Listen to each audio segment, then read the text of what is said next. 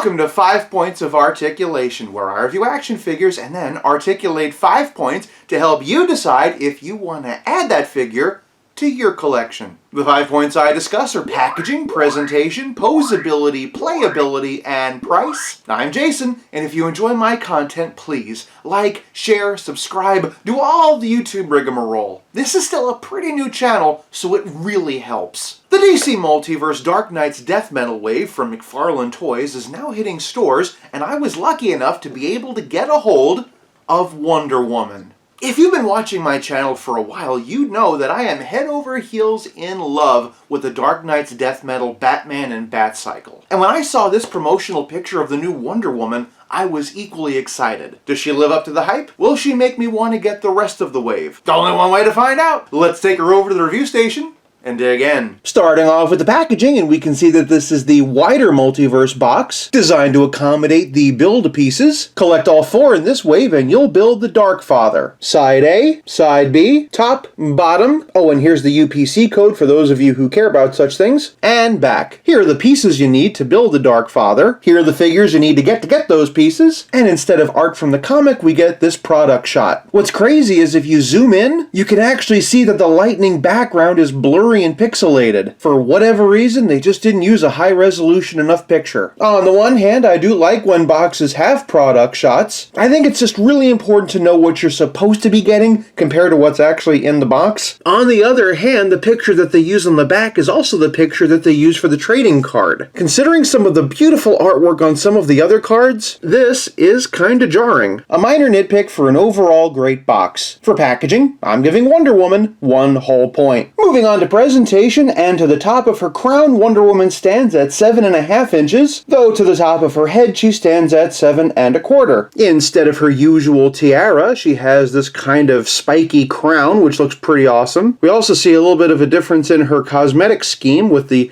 darker black lipstick and the heavier eyeliner. Contrasting that with the blue hair gives her a really gothy look. I am still not entirely sure how I feel about the blue, but this sculpt work is absolutely fantastic. She has skulls for shoulder pauldrons, and considering that I'm always criticizing McFarlane for their lack of paint detailing, I really appreciate this wash. We can see that her armor is very reminiscent of her Rebirth look, mainly just with some extra bolts and straps thrown on. Kind of reminds me of Spider-Woman. Moving on down her arms, we have her bracers. These ones are gold instead of the more traditional silver. There's a lot of detail in there that matches really well with the crown and gives it an almost organic look. We have the skirt that's become the new Wonder Woman standard, but then we get down to the boots and there is nothing standard about these. The boots are thigh highs and just have an incredible amount of detailing, more of this intricate gold work, but then we get below the knees and the rest of the boot is just crazy detailed. Just so much intricate sculpt work there. We have another awesomely sculpted McFarlane cape. As always, McFarlane's texturing game is just off the charts. Flipping that cape up, we can see her from the back. We don't have any pictures of the source material to compare her to, but this Wonder Woman is very well sculpted and has some extra paint detailing to really help her stand out. For presentation, I'm giving Dark Knight's Death Metal Wonder Woman 1 whole point. Moving on to posability, and come on, you know where this is going. Just look at all this hair. She can get a little bit side to side, and she can look down a bit, but that's all you're getting there. Arms come up that high. They can spin all the way around, although it is a little bit of a challenge because of the hair. Also, it's a little bit hard to tell because of the hair and the shoulder pauldrons, but she does have that typical McFarlane butterfly joint. Bicep swivel cleverly hidden by this strap. And of course, we have double jointed elbows and the typical McFarlane wrist ball. I hate this style of articulation for the wrists, and on this figure, it just looks particularly ugly. Now, this piece is rubber, and there is actually some kind of articulation underneath, but this rubber piece is so thick that there's just no give. For all intents and purposes, there is absolutely no waist or ab articulation in this Wonder Woman. She has the typical McFarlane hip joint system that we're used to. Pretty good spread and a little bit of wiggle. Nice opportunity here for a thigh cut that McFarlane sadly did not take advantage of. Typical double jointed knee, and of course toe articulation. They can hinge okay, but for the life of me, I'm just not getting any pivot. Normally with McFarlane ankles, you have to turn the ball the direction you want and then twist the foot back, but this time it just isn't doing it. I even tried putting them in boiling water and, well, nothing. When it comes to the posability of female figures, I always cut some slack because of the hair, but the lack of articulation in the midsection, the waist, and the ankles really hurt this figure. For posability, I'm giving Wonder Woman half a point. In addition to the Darkfather pieces and usual McFarlane figure stand and trading card, Wonder Woman comes with this chainsaw. It's made out of her lasso of truth, and while I'll be the first to admit I don't exactly know how you make a chainsaw from a lasso, to me it just looks less like she's going into battle and more like she's going into open heart surgery. I'm sure it's accurate to the comic, it just feels so small and weird compared to the rest of this design. Like, honestly, doesn't this make more sense? But playability is more than just accessories. It's also about how well your figure plays with others. So for McFarlane Toys comparison, here she is side by side the Last Night on Earth Wonder Woman. Both of these figures are very striking for their own reasons. And if you wanted to do a head swap, just be warned, these two skin tones do not match. But I know you want to see it, so here you go. And honestly, there might be something to this. The Last Night on Earth head does sit a little bit too low and is a little bit too big, but there's just something about this one that does kind of work for me. I do prefer the articulation system and the metallic paint of the Last Night on Earth figure, but I also really appreciate the extra paint detailing on this one. It's just one of those things that comes down to personal preference. And of course my preference would be that McFarlane would just give us a regular version. And for that more classic Wonder Woman comparison, here she is side by side the DC Essentials. The Dark Knight Death Metal definitely towers over her, but I'm not entirely sure how much of that's proportion and how much of that is just shoes. Using my DC Multiverse cards as a base, yeah, they do actually stand about eye to eye. And for a DC Multiverse comparison, here she is side by side the Dark Knight's Death Metal Batman and the DC Rebirth Bizarro. For a 6-inch comparison, here she is side by side the Mattel Multiverse Rebirth Wonder Woman. And lastly, just for fun, here she is alongside my entire Wonder Woman action figure collection. Superpowers Wonder Woman by Kenner, JLA Wonder Woman by Hasbro, Mattel and DC Collectibles version of Rebirth Wonder Woman, and of course, the two non-movie versions by McFarlane. Is one of these your favorite Wonder Woman? Which one was your first? Sound off in the comments and let me know. I still think that the chainsaw is kinda weird, but she definitely stands out on your shelf, and let's be honest,